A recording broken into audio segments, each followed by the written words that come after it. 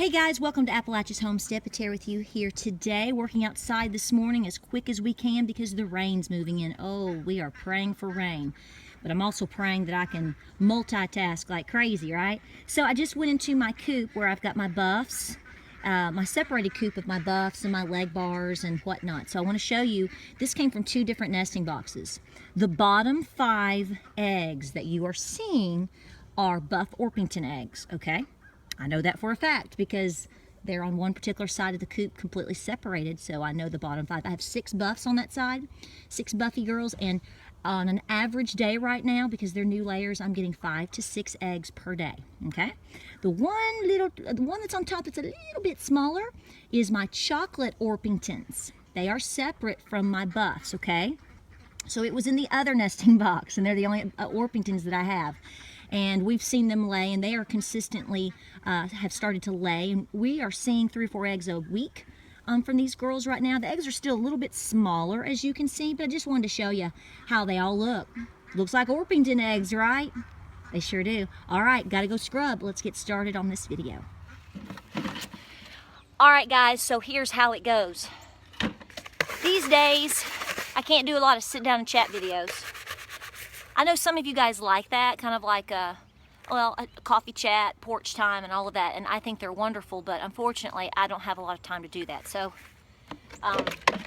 trying to catch up on all the chores that we have going on. It's not just fall prep, it's cleaning things up, putting things away, pulling this or that, whatever, to get ready for winter, right? Okay, so I want to talk to you. So what I'm doing is, I've got 2 tubs here. It's real exciting. It's already started raining. I soaked these last night. It's like buckets that have gotten nasty. And these types of things that I'm not currently using, but we've used, we just sprayed them off and they've kind of sat in a little section and they're funky town, and we got to be anti-funky town, right? So I'm just scrubbing. These have soaked all night, so I'm going to scrub them and I'm going to be spraying them off. So I don't know if you'll see the spraying off part because I don't want to get the camera wet. So we've opened up everything, and is it raining? I want it to rain so bad. Okay, so here's the deal. The content of this video is coming from, basically while I work, is coming from questions that I'm getting in my homesteading group. So instead of me sitting down and typing out long responses to people, a lot of times it's easier for me just to make a video. So while I'm answering questions and talking a little bit, I'm still trying to work. So the question is, a lot of people are trying to get into homesteading, wanting to homestead, you know, all of these things, or they're at a new location or where they want to be, but they want to start learning skills and doing all of these things. Let me give you some first-hand advice, okay? My advice is that and a quarter might buy you a cup of coffee down at the local Wiggles if you're fortunate enough to have a Wiggles in your community. I don't anymore, but we used to. But anyway, squirrel. So the bottom line is, do not bite off more than you can chew. I'm going to be blunt, I haven't even had any coffee yet, okay? No coffee yet. I don't allow myself coffee in the mornings until I'm straightened up and got the kids going and things going, and then we can sit down and do a little something. So I'm going to be a little blunt because I haven't had a cup of coffee or tea or anything. So the bottom line is, do not bite off more than you can chew. Guys, I totally understand the push. And I push you to homestead or to learn skill sets. I don't care if you live in an apartment. There's a lot of skill sets that you can learn in an isolated environment in terms of not having land. You know, maybe you can't work with cattle, maybe you can't work with chickens just yet, whatever. Maybe you live in a neighborhood. I lived in a neighborhood, okay? And we went as far as we could go with pushing ourselves in terms of skill sets, okay? But when you make the leap and you finally get a couple of acres or whatever you need to successfully do what you're trying to do, because you do need a certain amount of acreage to do certain things, okay? I mean, let's face it, you can't exactly raise a herd of cattle on, you know, an acre of land. I mean, we know this, okay? We're past that level. I get it. So, but listen to me when I tell you, even though you feel this push, do not bite off more than you can chew. I have a lot of folks that are starting back to Eden Gardens and they are killing themselves. And I commend you and I give you 45 gold stars. Let me tell you what I think you need to do. You need to listen to me. Sit down, take 15 minutes, go to a coffee shop, spend the $4 and get something that you like, or make a hamburger, and sit down and write down the particular items, the skill sets, or the goals that you're trying to meet. Gotta keep scrubbing. Is it chickens? Is it baking bread? Is it a back to Eden garden? Write down those items. Okay, then look at those items again and think about, okay, what time of year is it? What do I have? What is my budget? Am I homeschooling my children? What do I have a full-time job? What am I currently doing? Okay, I'm trying to force you to be realistic in what you can accomplish, because here's the goal. It's not about starting 100 projects, because I'm going to tell you, you're not going to complete 100 projects. If you do, you have more superpowers than I'm aware of, and please let me know what active vitamins you're taking in order to do that, okay? I want you to evaluate realistically what are the things that mean the most to you and that you want. Now, some of these things may be long-term.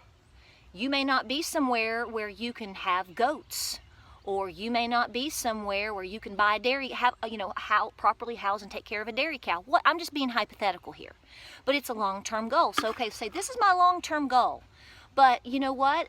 I can have 10 chickens. I can make a garden. I can learn to make bread or water bath, or learn some self-defense take some self-defense classes. Whatever your goal is, okay? I'm just thinking off the top of my head. Now, so hone in on the realistic things that you can do that you can start or participate in a short time period. A month, 3 months from now, within a year, whatever that is for you, okay? Now, when you look at those items, let's say it's starting chickens. Let's just go there. It's easy. I want a flock of chickens. I want to be self-sustainable in having chickens, and I want to be self-sustainable in having chickens and have my own flock, yada, yada, yada, okay? How many chickens do you really need? Now, this is coming from a girl who has a lot of chickens, okay? But I didn't start out with a lot of chickens, okay? I started out with 6. I ended up having 4 because 2 of them are roosters, and I gave them to a lady that had a big farm down in Athens, Tennessee, where I have family, and or where my family's from. Some of my family, Loudoun County, Athens, Etowah, Cleveland. We're on the map. We're on the map. Concord. Do you need 20? Are you a family of 4? Seriously? You don't need 20 or 30 chickens to start out. If you're just wanting to, I highly advise that if you've never raised chickens in your life, I think probably 6 to 8 is a really good number, because before you take on a whole lot of chickens, whether it's for eggs and or meat, you need to understand how to raise them properly. So don't overwhelm yourself with 20, 30, 50 of them. Start small and build. You don't have to have the largest chicken coop on the planet. Yes, I would advise that if you think you're going to like what you're doing, maybe making your chicken coop a little bit bigger than you need. So if you grow, it's already established for you. Make that chicken coop good. Don't make some shanty shack that, yeah, you can stick 100 chickens in, yet they're not housed properly. If you're going to start a back to Eden garden, guys, I'm telling you right now, if you start out saying, I'm going to have a 10,000 or an 8,000 or even a 6,000 square foot garden, it's going to be all back to Eden. Folks, I'm going to tell you what, you're talking about a workload that is unbelievable. I'm not discouraging you to do it. So if you've got 5 or 6 people lined up and you've got a wood chipper and you're just working and have the manure lined up and everything ready to go, you go for it. But most people don't, and so they're trying to start. Here's my advice. Keep scrubbing. Scrub it up, dub. 3 men in the tub. Make it 1,000 square feet. 500 square feet, 1,000 square feet, 1,500 square feet, whatever your measurement is. Don't go full blown. Pick a size that is truly workable for you. Yeah, I've got a lot of acreage down here that I could make back to Eden folks, I'm going to tell you what, I didn't do it this year because I had to work with this one first, okay? And this one is still being worked. There's no way I could physically myself, even with the help from my husband and my children, that it was unbelievable the amount of work that it was. So start small. When you watch the Back to Eden, the Back to Eden film, Mr. Paul's been doing this stuff for over 30 years, y'all. That didn't happen overnight. Understand that homesteading and that skill sets and that transforming your lifestyle takes a lot of time, okay? Don't be discouraged by that. Be encouraged by starting small and getting really good on that one particular thing. I have a major issue with this. My husband has to pull me aside to say, where do you think I'm getting this from, okay? Make a list, make it small. Focus on those things, and when you can mark them off or you can move past them, then you've really accomplished something and succeeded. In terms of the Back to Eden garden, so let's say you do 1,000 square feet. If you do it right and focus on that and get it established, then next year add another. Okay, while this is working, add another 1,000 square feet or 500 square feet. While that 1,000 square feet is established and working for you and producing for you, then you can expand on, okay? You can expand on. Seriously. Don't try to make 17 different styles of breads.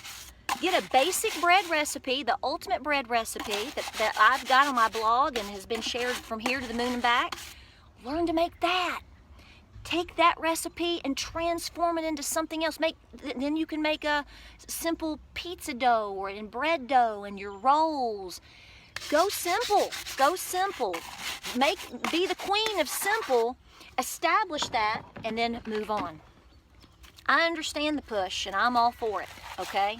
And see, once you get all these things going while the weather is good, see, then in the wintertime, understand the difference in the seasons too, okay? When the weather is good, that's when you start working on, that's when you're working on your gardens or your seed saving or your orchards and all the things that you can do outside when it cools down. Don't get out there and butcher a bunch of chickens in the middle of August with flies everywhere. I know you want to learn it. Maybe late October and November is better for you. It is here. Make a plan. Pick and choose 5 or 10 items that are attainable for you to learn, for your children to learn. Look at the timing of it. Look at the seasons of it. Pull it back a little bit. We want to go big, and I'm all about go big and go home. Go big and go homestead. But I don't want you to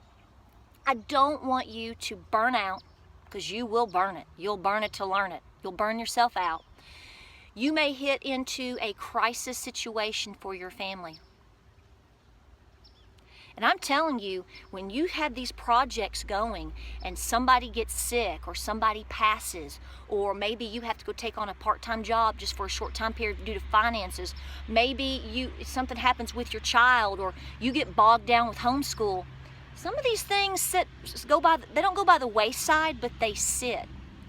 And so wouldn't it be a whole lot easier to establish 1,000 square foot garden, learn one bread recipe that you're really good at, as opposed to starting something massive and then it sits? I'm just trying to look out for you. I hope this video helps you out. I've got half of this done, so that's good. You've motivated me today. So guys, if you like this video, like and subscribe. Check us out on Facebook, Instagram, and Pinterest. We have a lot of questions that come in from you guys from time to time. And, we just appreciate you. We really, really do. And y'all have just been a major support for us, and encouragement. My husband, I will tell you, the man's not a talker. That's why he married me, to do all the talking. But he's just so appreciative of all of y'all out there in your comments and messages. I can just never thank you enough. So keep working. You're doing good. You're doing good. You're doing good. Just be realistic. Y'all take care out there. And I just poured all this water on my leg. Lord have mercy. Y'all take care out there.